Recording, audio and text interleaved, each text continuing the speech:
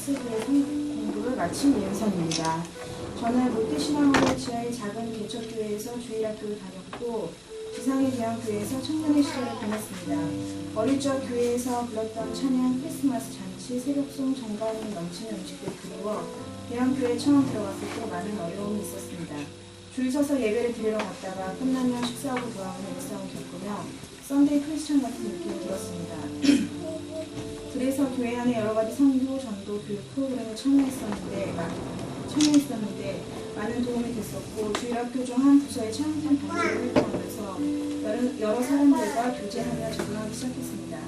그리고 청년부의 몽골 선교팀에서 지금의 남편을 만나 결혼하고 3년간의 의견 조율 후 포커스 교회로 오게 되었습니다. 그리운 가족적인 교회로 왔는데 저와 남편은 이 또한 적응 기간이 필요함을 절실히 느끼게 되었고 때에 맞춰 삶 공부를 하기로 마음먹었습니다. 물론 목자 목녀님의 자연스러운 안내를 통한 결단이었지만 한편으로는 새로운 출발 같아 기대가 컸습니다. 그러나 한 주 한 주 보내면서 신앙의 민낯이 드러나기 시작했습니다. 한 걸음만 걸어가면 은은한 조명, 따뜻한 물, 냉난방이 잘 되는 화장실, 우유수유실, 책방, 컵숍이 있고 엘리베이터와 에스컬레이터, 사역 중간 간식과 사역 후에 먹는 음식과 사역과 몸살 핑계로 한 주 예배를 빠져도 누구 하나 뭐라고 하는 사람이 없는 자유로움, 말씀 공부와 관련된 수많은 프로그램 참여를 통한 자기 만족스, 편리함과 구속됨 없는 익숙함이 없어졌을 때 오는 민낯이란 참으로 불편한 것이었습니다. 몸으로 느껴지는 것은 짧은 시간 내에 적응했지만 삶의 패턴이 포커스 교회 내에서 가감없이 드러남에 따라 오는 그 부담감은 목구멍에 걸린 생선가시 마냥 시원하지 않았습니다. 그때 인도 목장의 격려와 사업 공부가 없었다면 여전히 킥킥거리며 힘겨움 가운데 헤맸을지도 모르겠습니다. 거침없이 손해를 토해내도 부드럽게 받아주신 목자 원님과 모건 식구들, 초반에 토끼 눈으로 엉엉 울며 상처를 드러냈을 때 성경적으로 정확하게 핵심만 말씀해 주신 목사님과 사모님이 도움을 주셨고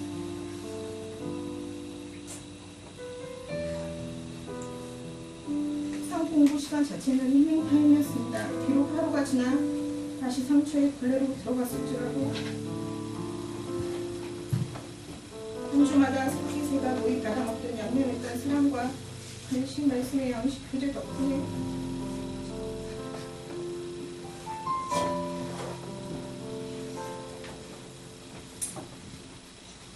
잘 적응해 나가고 있으니 감사드립니다. 적응기는 아직도 진행 중입니다. 상 공부하는 내내 가장 좋았던 것은 성경 필사였습니다. 음악 듣기를 좋아해도 가끔은 귀를 가만히 놔두고 싶을 때에는 음악과 멀리 하는데 성경 필사는 늘 좋은 것 같습니다. 잘 이해가 가지 않는 부분이 있을지라도 필사하는 가운데 주님이 부어주신 은혜로 말미암아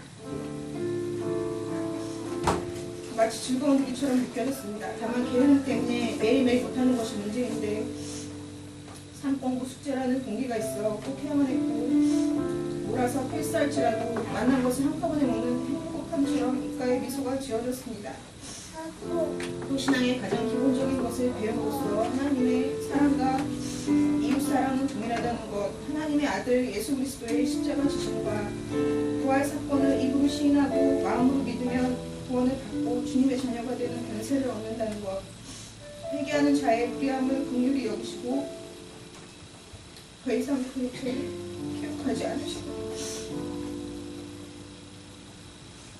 하나님이 내가 계시다는 것,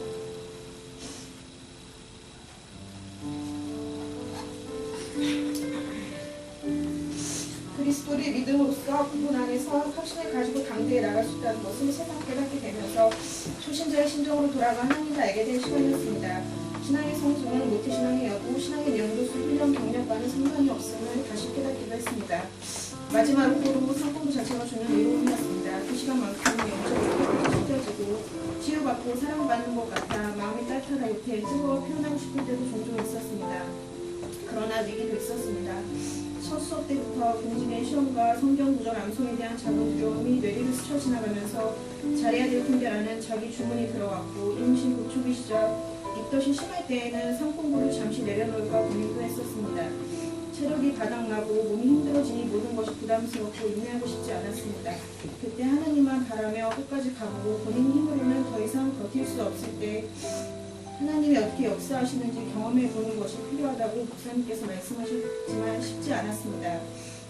목사님의 겉면이 한편으로는 따끔하게 심부를 찌르는 것 같아 어디가 불편했고 한편으로는 내 몸이 힘들어 어떤 시도도 하고 싶지 않았습니다. 그 겉면을 듣고 난 다음 몸도 마음도 아픈 열병치레 같은 한 주를 겪었습니다. 멈춤 없이 끝까지 버텼으면 어땠을까 지금도 궁금합니다.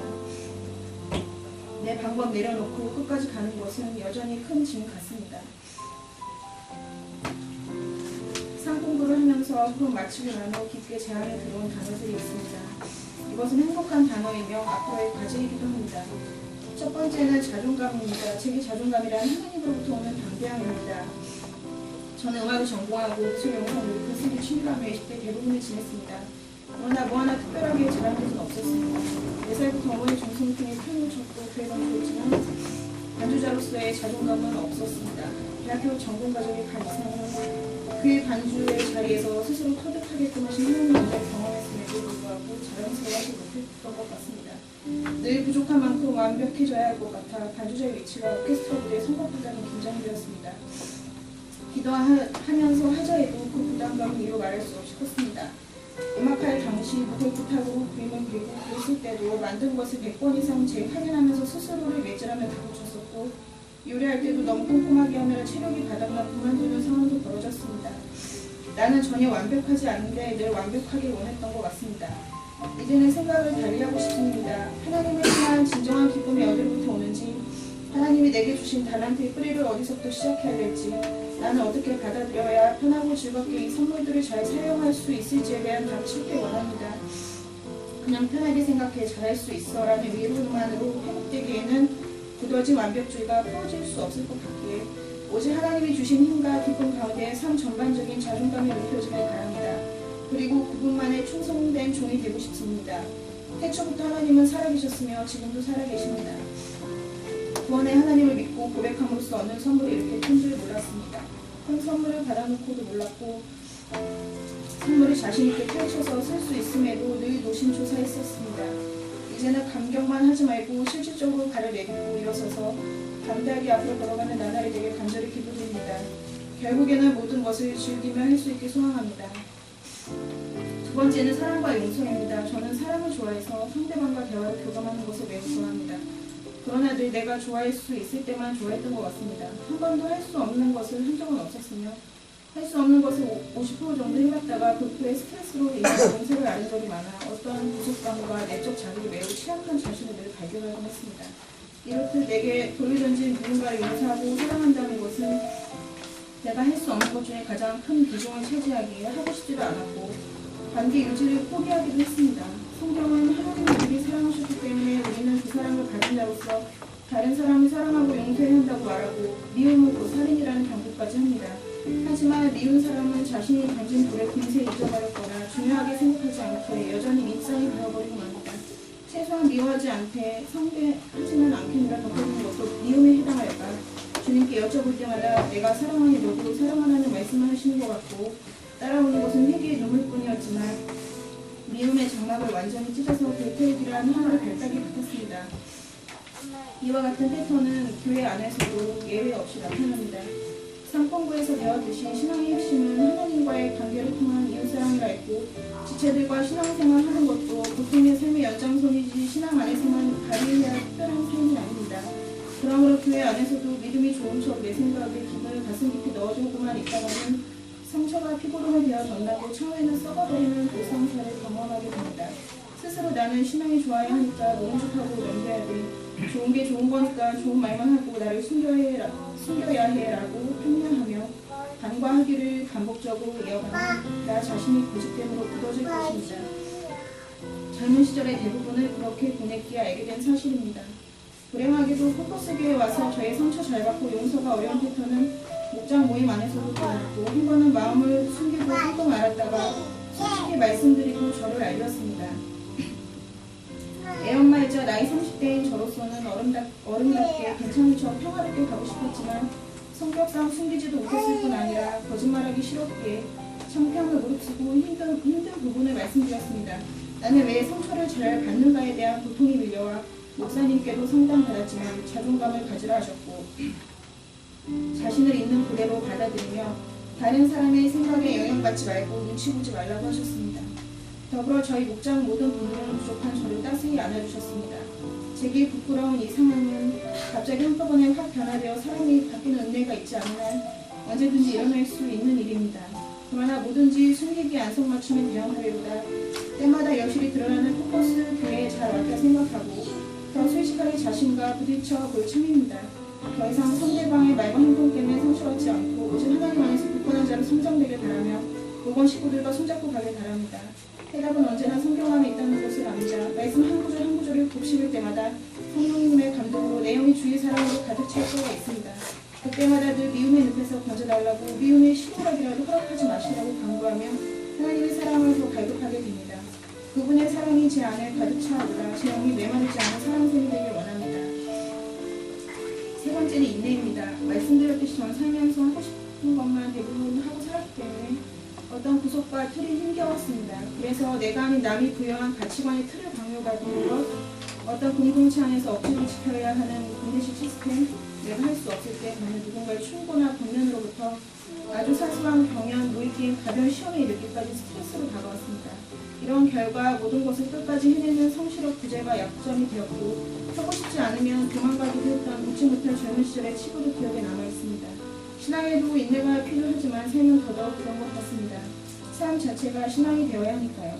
내가 왜 그렇게까지 해야 하는데? 라는 질문을 기록하고 이제 나도 그렇게 해보자 라는 다짐으로 모든 일에 인내를 첨가해 보려 합니다. 티가 나지 않은 상황에서부터 이것이 실천되어지길 소망합니다. 네 번째는 믿음입니다. 믿음으로 구하면 받는다. 믿음으로 행하면 주님이 알아서 채워주신다는 금같은 성경 말씀이 제 삶에서는 한 번도 실현된 적이 없는 것 같습니다. 늘 인간적인 방법을 한편에 둔 채 하나님께 간구했었고 소망이 이루어지면 100% 신뢰하지 못했던 죄를 회개하는 동시에 그럼에도 불구하고 축복 주셔서 감사드린다고만 했습니다. 37년을 주님 앞에서 회개하고 감사드렸지만 한 번도 없는 가운데 꼭 있게 될 것을 온전히 믿은 적이 없습니다. 남들 보기에는 바보천치 같을지라도 온전히 하나님만 믿고 나아갈 때 우리로 하여금 어떤 경험을 하게 하실까 꿈같이 느껴집니다. 늦지 않았으니 믿음의 발자국을 남기며 걸어왔던 자취를 자녀들에게 유산으로 남겨주고 싶습니다. 다섯 번째는 옛 자아와의 이별입니다. 제게 불의를 품고 싶은 것이 있는데 바로 옛 자아입니다. 어렸을 적부터 귀에 박히도록 들은 엘리트 형제들의 언어로 생긴 편견, 인정하고 싶지 않은 열등감, 이기적인 내중적인 속성, 사람에게 상처 잘 받는 연약함 등과 안녕하고 싶습니다. 더 이상 과거를 궁금해하고 싶지 않고 미래를 걱정하고 싶지도 않습니다. 누구로부터 만들어낸 내가 아니기 때문에 더 이상 그들에게 영향받지 않을 것입니다. 편견, 열등감, 이중성, 상처 따위는 다 우주 밖으로 던져버리고 인간을 향한 기대보다는 사랑을 더 품고 오직 하나님 안에서 하나님의 사랑만 먹으며 피가 자라나길 원합니다. 제 삶의 영향력은 모두 살아계신 하나님으로부터 오길 희망합니다. 또한 목사님의 설교 말씀에서 이른바 화평케 하는 자, 관계를 세우는 자가 되길 원하며 어린이 예배 때 사모님이 말씀하신 바 사탄은 하나님의 자녀의 나를 무서워한다라고 강하게 자신있게 선포할 수 있는 제가 되길 바랍니다. 더불어 이 자리에서 입으로 시인함으로써 치유되는 은혜가 있길 소망합니다. 나는 마치 잘하고 있는 것처럼 남을 정죄하거나 판단하지 말자. 자신마저도 속아 넘어갈 정도로 나를 포장하지 말자. 사람 눈치 보며 사람에게 맞추지 말자. 하나님의 것을 지키게 하느라 약속해놓고 바로 타협해버리는 이중성을 보이자. 결단한 것을 끝까지 변성있게 갖고 가자. 쉽게 분노하고 욱하는 다혈질 성향을 불태우자. 손해보는 것을 두려워하지 말고 하나님의 말씀에 순종하는 용감한 사람이 되자. 내 감정에 속지 말고 주님 안에서 냉철해지자. 내 고집대로만 하려는 아집을 버리자. 이렇게 되기 위하여 하나님의 말씀 읽기를 꾸준히 하며 찬양과 경배의 드리기를 즐기며 하나님의 것을 구별하여 드리는 바람직한 습관이 자연스러워질 때까지 노력할 것입니다. 공적 예배가 늘 기다려지고 가정 예배 한 번으로도 가정 내 사랑이 넘치고 드려지는 11조에 대한 마음같이 진실되며 참된 말을 하고 헌신의 삶을 발급하는 주의 자녀가 되길 원합니다. 또한 자신은 오직 하나님으로부터 난 자이며 천국 신이라는 것을 의심하지 않겠습니다. 믿고 결심한 만큼 실천이 안 될 수도 있지만 끝까지 할 것입니다. 언젠가 하나님 만나는 날 주님 저 이렇게 잘 지내다 왔어요 라고 말할 수 있게 될 꿈꿔봅니다. 이 다짐이 폐기되지 않도록 무심이 되지 않도록 당신에게 기도를 부탁드립니다. 여기까지 한 달 전쯤에 썼던 방송이고요. 모든 여기 있는 과제의 해결은 겸손하다는 것을 어저께 느꼈습니다. 어저께 인지식 때좀 쓴소리 하셨던 권면 시간 때 목사님 말씀밖에 생각이 안 나요. 저는 어저께 다른 건 기억도 안 나고 그래서 앞으로 교만했던 것도 다 내려놓고 겸손함으로 이 모든 것들을 하나님 안에서 고쳐나갈 수 있도록 기도 부탁드리고요. 포커스 교회가 사랑과 참된 쓴소리가 공존되는 그런 복된 교회가 됐습니다.